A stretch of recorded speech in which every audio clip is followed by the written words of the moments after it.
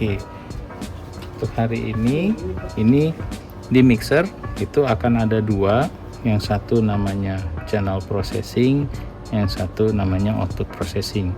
Nah, di channel processing, setiap kali kita mau proses sebuah channel mikrofon, itu kita perlu pencet dulu ya Pak ya, channel yang kita akan mau pilih. Misalkan contoh saya memilih channel nomor 3 seperti ini. Nah, ketika saya mengerjakan channel nomor 3 ya, itu saya harus memilih select. Jadi kalau misalkan yang sekarang saya select ini adalah channel nomor 1, sedangkan yang saya kerjakan ini adalah nomor 3, berarti saya harus pindah ke nomor 3.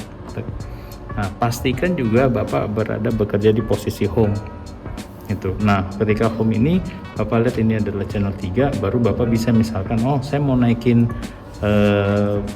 gainnya, contoh saya mau naikin volumenya seperti ini, kemudian saya mau naikin bassnya, saya bisa pindah ke view.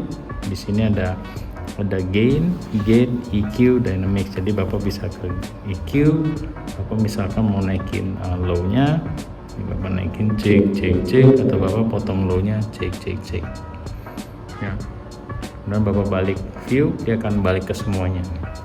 Jadi proses channel processing itu dia datang dari gain, ya, kemudian ada low pass, ada high pass filter, atau disebut biasa dengan low cut, kemudian ada phantom power. Ya. Jadi kalau misalkan Bapak pengen akses untuk gain yang konfigurasi dan preamp ini, baik itu phantom power, pembalik polaritas, low cut, Bapak tekannya view di channel yang dipilih. Bapak tekan view seperti ini. Nah, di view ini akan ada gain, ya. Bapak bisa akses dari posisi sini, ya, atau Bapak bisa langsung akses dari sini. Ya, ini untuk gain. Kemudian untuk low cut Bapak bisa on, ini seperti ini, di off kan, yang ini di on kan. Nah, low cut ini artinya kalau dia di area kuning ini suaranya tuh dipotong, low-nya dipotong. Jadi semakin tinggi low cut-nya, bass-nya akan semakin hilang. Itu. Tapi semakin besar low cut-nya semakin kecil low cut-nya diturunkan, maka suara bass-nya yang mana akan masuk. Jadi terkesannya lebih mendengung. Jadi sebisa mungkin low cut itu diatur sampai kira-kira suara itu terdengar secara natural, tidak cempreng seperti ini ya. Jadi kurang lebih seperti ini, secukupnya aja gitu. Tapi jangan juga sampai terlalu ngebas seperti itu. Nah, ini segini oke. Kemudian yang kedua, setelah dia melalui gain, dia akan masuk ke gate.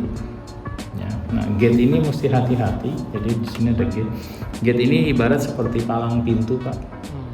Jadi ketika sinyal belum nyampe ke titik threshold, ini ada threshold di sini ada threshold juga. Kalau misalkan Bapak lihat ini ada garis ya, ini saya onin gate-nya. Nih.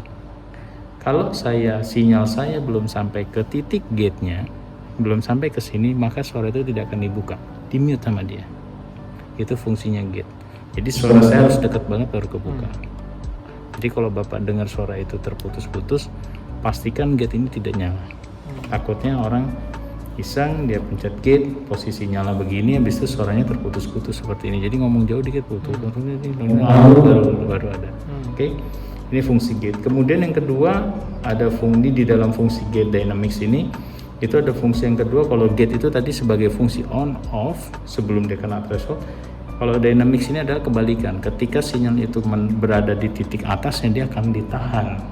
Jadi tidak akan semakin membesar suaranya. Jadi kayak istilahnya dikompres namanya. Makanya dinamain dengan kompresor. Nah, kompresor ini saya ambil contoh. Kalau gate tadi itu mulainya dari bawah, kompresor itu mulai dari atas. Contoh misalnya seperti ini. Ini saya kompres. Cek.